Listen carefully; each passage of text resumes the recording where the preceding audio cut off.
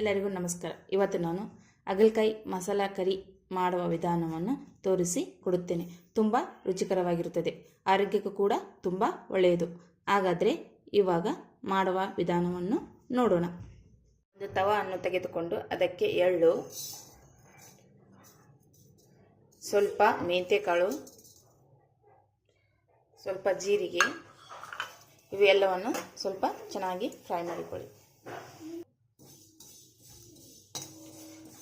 ಇವಾಗ ನೋಡಿ ಚೆನ್ನಾಗಿ ಫ್ರೈ ಆಗಿವೆ. ಇದನ್ನು ಒಂದು ಮಿಕ್ಸಿ ಜಾರ್ ತೆಗೆದುಕೊಂಡು ಮಿಕ್ಸಿ ಮಾಡಿಕೊಳ್ಳೋಣ. ಹಾಗಲಕಾಯಿಯನ್ನು ಈ ಥರ ಹೆಚ್ಚಿಕೊಂಡು ಒಂದು ಅರ್ಧ ತಾಸು ಉಪ್ಪು ಹಾಕಿ ನೆನೆಯಲು ಬಿಡಿ. ಅರ್ಧ ತಾಸು ಆದ ನಂತರ ಇದರಿಂದ ಸ್ವಲ್ಪ ನೀರು ಬರುತ್ತೆ. ಈ ನೀರನ್ನು ಹಿಂಡಿಕೊಂಡು ತಗೊಳ್ಳೋಣ.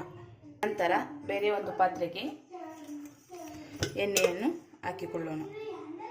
ಎಣ್ಣೆ ಕಾದ ನಂತರ ಈ ಹಾಗಲಕಾಯಿಯನ್ನು ಅದರಲ್ಲಿ ಫ್ರೈ ಮಾಡಿಕೊಳ್ಳೋಣ.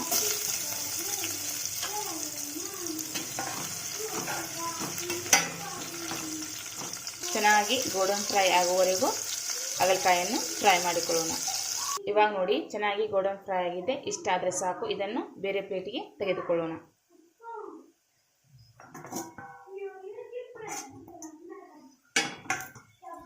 ನಂತರ ಇದಕ್ಕೆ ಈರುಳ್ಳಿ,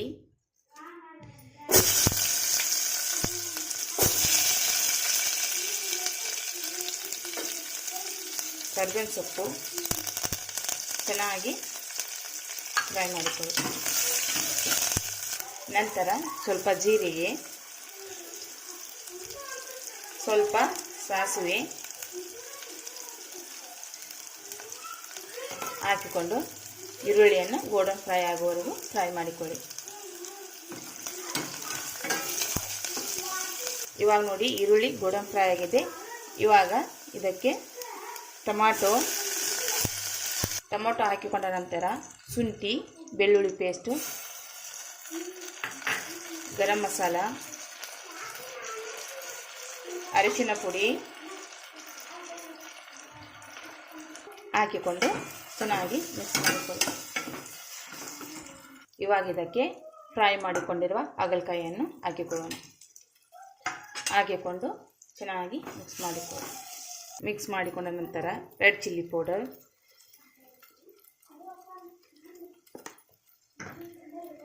ಮಿಕ್ಸಿ ಮಾಡಿಕೊಂಡಿರುವ ಪುಡಿಯನ್ನು ಇದಕ್ಕೆ ಹಾಕಿಕೊಂಡು ಚೆನ್ನಾಗಿ ಮಿಕ್ಸ್ ಮಾಡಿಕೊಳ್ಳಿ. ಇವಾಗ ಇದಕ್ಕೆ ಹುಣಸೆ ರಸವನ್ನು ಹಾಕಿಕೊಳ್ಳಿ.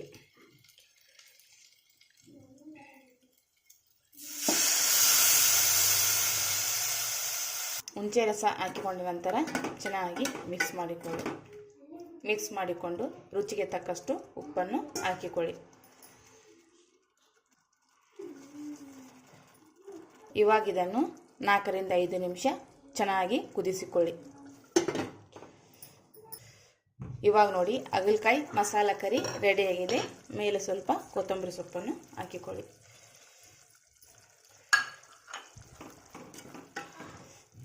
ನೋಡಿ ಎಷ್ಟು ಚೆನ್ನಾಗಿ ಬಂದಿದೆ. ಈ ರೆಸಿಪಿ ನಿಮಗೆ ಇಷ್ಟ ಆಗಿದೆ ಅಂತ ತಿಳ್ಕೊತೀನಿ.